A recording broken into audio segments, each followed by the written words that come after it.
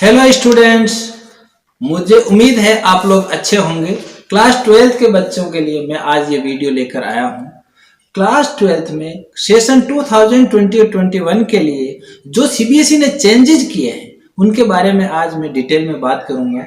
मैं ये भी आपको बताऊंगा कि कौन सा पोर्शन हमने डिलीट कर दिया है, क्योंकि कोविड-19 की वजह से सीबीएसई ने इस बार ये डिसीजन लिया है कि ये चैप्टर के ये पार्ट जो दिए हैं, जो कुछ पार्ट ऐसे हैं जो कि उन्होंने डिलीट कर दिए हैं, वो एग्जाम में नहीं आएंगे।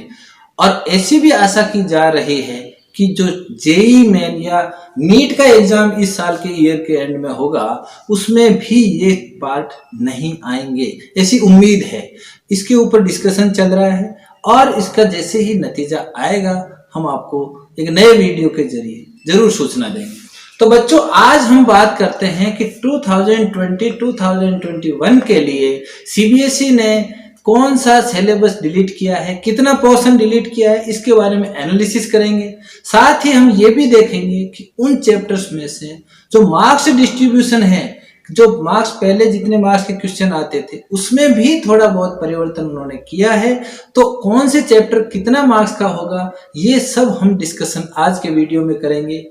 आपसे रिक्वेस्ट है कि जिन्होंने मेरे चैनल को सब्सक्राइब नहीं किया है वो सब्सक्राइब कर लें और बेल आइकन को जरूर क्लिक करें, जिससे कि सबसे पहले आपको नोटिफिकेशन मिल सके। तो बच्चों, शुरू करते हैं। सबसे पहला जो चैप्टर है इलेक्ट्रिक चार्जेस एंड फील्ड्स, इसके अंदर पूरा का पूरा चैप्टर आपको वीडियोस अवेलेबल है मेरे ही चैनल पर, लेकिन उसमें से एक चीज आपको छोड़ देनी है जो इस साल एग्जाम में नहीं आएगी, वो है uniformly charged thin spherical shell. यानी जो स्फेरिकल सेल है जो कि चार्ज्ड है, उसके अंदर फील्ड इनसाइड और आउटसाइड जो हम डिराइव करते हैं उससे रिलेटेड कोई डेरिवेशन एग्जाम में नहीं आएगा। उससे रिलेटेड किसी भी प्रकार का न्यूमेरिकल भी नहीं आएगा। कहने का मतलब ये है कि uniformly charge thin spherical shell इस साल के लिए रिमूव कर दी गई है, ठीक है। इसके अलावा पूरा चैप्टर आपके इसके अंदर आएगा। सेकेंड जो चैप्टर है अपने फिजिक्स का, वो है इलेक्ट्रोस्टैटिक पोटेंशियल एंड कैपेसिटेंस। जो इलेक्ट्रोस्टैटिक्स पोटेंशियल और एंड कैपेसिटेंस का जो लेसन है वो पूरा लेसन अपने सिलेबस में है, उसमें किसी भी प्रकार का कोई चेंज नहीं है। थर्ड चैप्टर आता है करंट इलेक्ट्रिसिटी का। तो बच्चों, जो करंट इलेक्ट्रिसिटी का चैप्टर है उसमें से कार्बन रजिस्टर्स, अगर आपने बुक खोल रखी है अपने सामने तो उसमें से हटा लीजिए।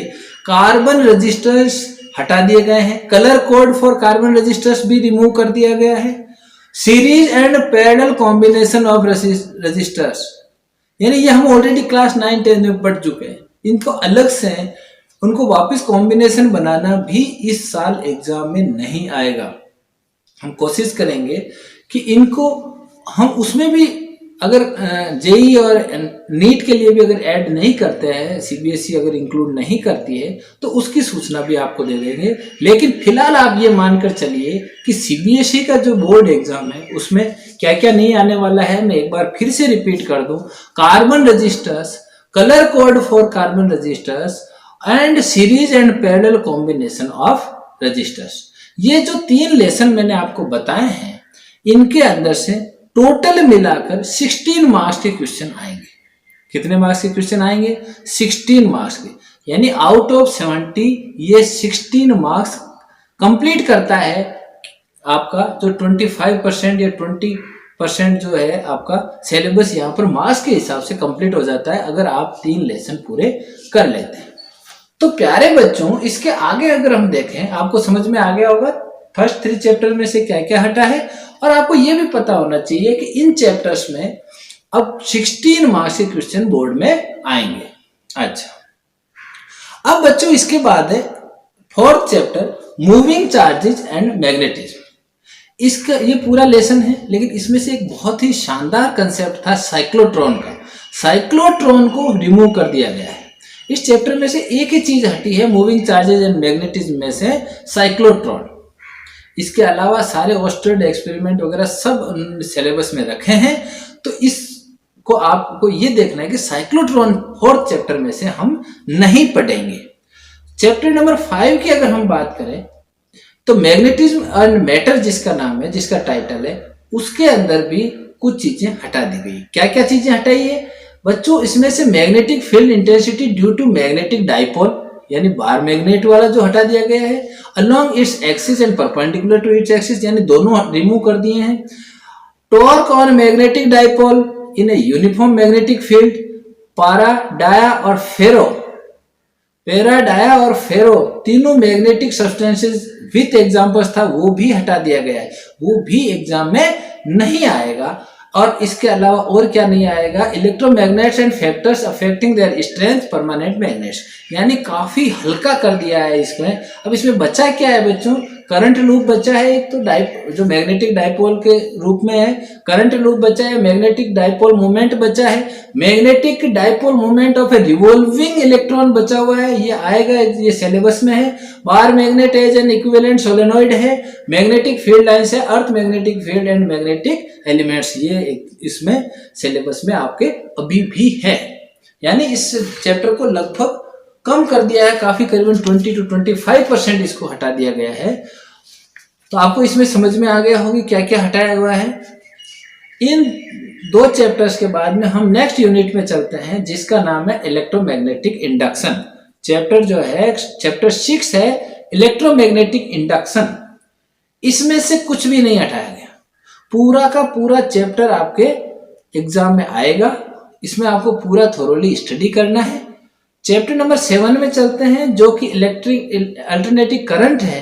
अल्टरनेटिव करंट के चैप्टर में से पावर फैक्टर और वाटलेस करंट, पावर फैक्टर और वाटलेस करंट जो है इसको रिमूव किया, एक छोटा सा पोर्शन है लास्ट में, चैप्टर के लास्ट में इसको हटाया गया है। बाकी सभी चीजें आपके सिलेबस में है। It is a very important chapter for JEE also.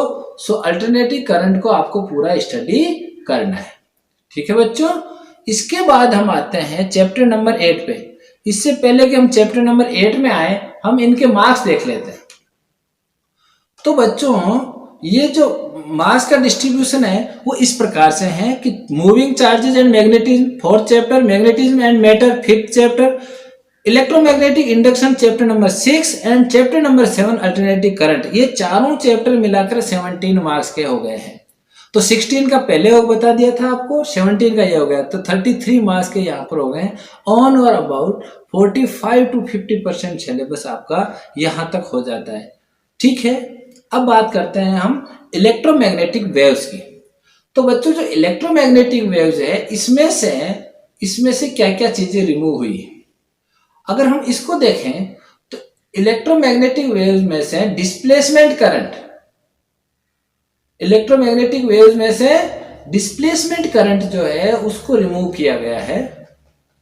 और इसके अलावा जो है सभी चीजें वहां पर मौजूद रहेगी एज ए सिलेबस, यानी आपको सिलेबस में वो सब रखना है, सारा स्टडी करना है। केवल एक चीज छूटेगी, डिस्प्लेसमेंट करंट, जो शुरू में बेसिक आइडिया है जिसमें बहुत थ्योरेटिकल है और बच्चे भी उसमें परेशान होते थे, तो शायद उसी को सोचते हुए उन्होंने इस चैप्टर में से इसको हटा दिया गया है।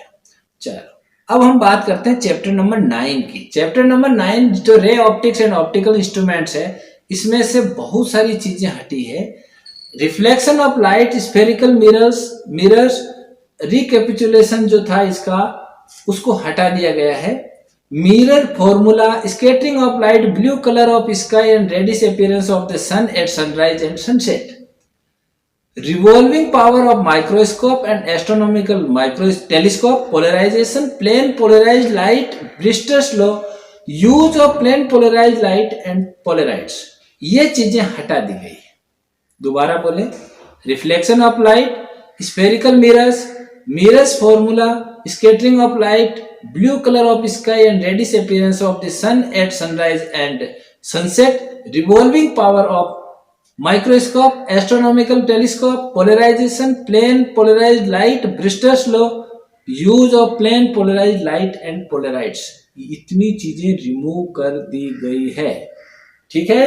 अब इसका मतलब बहुत जो चीजें हमने क्लास 10th में या 11th में पढ़ी है और उसके साथ साथ ब्रिस्टर्स लॉ भी हटा दिया गया है, कि जो रिपीटिंग सिलेबस था खास रूप से वो हटाया है। लेकिन इसमें आपको काफ़ी कुछ हल्का महसूस होगा। आपको ऐसा लगेगा कि नहीं, यहाँ पर हमें सीबीएसई ने काफ़ी राहत दी है। ठीक है बच्चों, सबसे हल्का साइन इसी चैप्टर को किया है, ray optics and optical instruments. इसके बाद आता है चैप्टर नंबर 10, वेव ऑप्टिक्स। इसमें से कुछ भी रिमूव नहीं किया है, जैसा जितना पहले था, पूरी बुक में जितना कुछ दिया हुआ है सारा आपके एग्जाम में आएगा। तो बच्चों अब हम बात करते हैं, वापस आते हैं किस पर, कि आपका जो मार्किंग स्कीम है उसके ऊपर। तो इसमें इलेक्ट्रोमैग्नेटिक वेव्स वाला 8th chapter, 9th chapter ray optics और 10th चैप्टर वेव ऑप्टिक्स, ये मिलाकर कुल मिलाकर 18 नंबर के क्वेश्चन इसमें से आपको मिलेंगे। तो 16 + 17 + 18, तो ये 51 मार्क्स का यहाँ पर हो जाता है, और 19 मार्क्स का अब बच गया है। ठीक है, इस 19 मार्क्स को कैसे डिवाइड किया गया है वो भी हम बात करेंगे, लेकिन पहले हम ये देख लेते हैं कि इनमें क्या चेंजेस किए हैं। चैप्टर नंबर 11 जो है dual nature of radiation and matter, इसके अंदर डेविसन जर्मर एक्सपेरिमेंट को रिमूव कर दिया गया है। डेविसन जर्मर एक्सपेरिमेंट नहीं आएगा, ये बच्चों के लिए बहुत ही रिलीफ की बात है। और इसके अलावा सारा का सारा चैप्टर आपके सिलेबस में है। अब हम बात करते हैं चैप्टर नंबर 12 की। चैप्टर नंबर जो 12 है वो है एटम्स। एटम्स में से कुछ भी नहीं हटाया गया है, सारा का सारा चैप्टर, छोटा सा चैप्टर है, उसको पूरा का पूरा एज इट इज रखा गया है, उसमें किसी भी प्रकार का चेंज नहीं किया गया है। चैप्टर नंबर 13 जो न्यूक्लियाई है उसके अंदर कुछ परिवर्तन किए गए हैं, कई चीजें हटा दी गई है, इसको काफी हल्का कर दिया गया है। Radioactivity, alpha beta and gamma particles, rays and their properties, radioactive decay law, half life and mean life binding energy per nucleon and its variation with the mass number, ये हटा दिया गया। जो ग्राफ आता था जो काफी tough पड़ता था, जिसका एक्सप्लेनेशन काफी बच्चों के लिए भारी पड़ता था, वो हटा दिया गया। एक न्यूमेरिकल यहाँ से आता था हाफ लाइफ का, वो भी हटा दिया है। रेडियो एक्टिविटी से संबंधित लगभग सारा इसको क्लियर कर दिया गया है। बचा क्या है इस चैप्टर में? इस चैप्टर में केवल बचा है composition and size of nucleus, nuclear force mass energy relation, mass defect, nuclear fission और न्यूक्लियर फ्यूजन, ये चीजें यहाँ पर बची है। और बाकी पूरे चैप्टर को आधे से ज्यादा हटा दिया गया है, इसको बहुत हल्का कर दिया गया है, जिससे कि बच्चों को ज्यादा सिलेबस नहीं पढ़ना पड़े। बच्चों आपको ये भी देखना है कि जो सिलेबस में है उसी पे आप कंसंट्रेट करें, आगे ज्यादा ना दौड़े, क्योंकि अनावश्यक रूप से इसको ज्यादा पढ़ने से आपको फायदा भी नहीं होगा। चैप्टर नंबर जो 14 है सेमीकंडक्टर्स इलेक्ट्रॉनिक्स, उसके अंदर आपको क्या किया है, इसी बीच में बता दूं आपको, इसमें चेंज बताने से पहले मैं आपको मार्किंग स्कीम बता देता हूं। Dual nature of radiation and matter, atoms और न्यूक्लियाई, तीनों मिलाकर 12 मार्क्स के क्वेश्चन एग्जाम में आएंगे। तो अब तक मैं आपको 12 + 51 यानी 63 मार्क्स का क्लियर कर चुका हूं। अब आपके बचते हैं 7 मार्क्स। वो 7 मार्क्स जो है semiconductor electronics, material devices and simple circuits के ऊपर बेस्ड है। इसमें भी परिवर्तन किया गया है। इसमें भी जीनर डायोड और उसके characteristics, zener diode as a voltage regulator हटा दिया गया है। जीनर डायोड को हटा दिया है वहां, यहाँ से उसके वोल्टेज रेगुलेटर के रूप में कैसे काम में लेते थे, ये बहुत सिंपल था, ये बच्चों के लिए थोड़ा फायदा भी था, लेकिन इस साल इसको हटा दिया गया है और आपको अब ये एग्जाम के लिए स्टडी नहीं करना है। तो थ्योरी में 70 मार्क्स का आपके पास क्या आएगा क्या नहीं आएगा, ये मैंने आपको विस्तार से एकदम से डिटेल में बताया है। अब बच्चों हम बात करते हैं प्रैक्टिकल्स की। प्रैक्टिकल में इस बार हमेशा की तरह 2 प्रैक्टिकल आएंगे 8-8 मार्क्स के। प्रैक्टिकल रिकॉर्ड आपका 7 मार्क्स का होगा और वाइवा जो होगी और एक्टिविटी जितनी भी आप वहां लिखोगे वो 7 मार्क्स की होगी। टोटल मिलाकर 30 मार्क्स का आएगा। एक्सपेरिमेंट जो है वो भी कम कर दिए गए हैं। एक्सपेरिमेंट आपको जो लिखने हैं वो अब आपको उतने एक्सपेरिमेंट, जो हम 16 एक्सपेरिमेंट लिखते थे उनको कम कर दिया गया है। अब आपको 8 एक्सपेरिमेंट लिखने हैं, 4 फ्रॉम ईच सेक्शन, 2 सेक्शन है, उनमें से 4-4 एक्सपेरिमेंट आपको लिखने हैं। 6 एक्टिविटीज आपको डेमोन्स्ट्रेट करनी है टीचर के सामने, वो आपकी एजिटीज है। और इसके अलावा जो आपके इन्वेस्टिगेटरी प्रोजेक्ट का जो कार्य था वो खत्म कर दिया गया है, उसको एक्टिविटी में ही मर्ज कर दिया गया है। तो आपको अलग से अब कोई किसी प्रकार का इन्वेस्टिगेटरी प्रोजेक्ट बनाने की आवश्यकता नहीं होगी। कहने का मतलब वो बड़े बड़े आपको इस तरह के लेके नहीं घूमने हैं। ठीक है बच्चों, तो आपको मैंने पूरी तरह एक्सप्लेन कर दिया है। 7 मार्क्स का आपका वाइवा होगा, 7 मार्क्स का आपका रिकॉर्ड होगा, तो 14 ये हो गए। 16 मार्क्स के आपको 2 प्रैक्टिकल यहाँ एग्जाम में एक्सटर्नल एग्जामिनर के सामने परफॉर्म करने हैं। ठीक है बच्चों, मिलते हैं अब नेक्स्ट वीडियो में। तब तक मैं आपको बेस्ट ऑफ लक देता हूँ, बहुत बहुत शुभकामनाएं देता हूँ। मैं चाहूंगा कि आप अच्छे से अच्छा परफॉर्म करें बोर्ड एग्जाम के लिए, और मैं ये भी चाहूंगा कि आप चैनल को देखते रहें ताकि आपकी बेटर से बेटर लर्निंग हो सके। थैंक यू वेरी मच, मिलते हैं।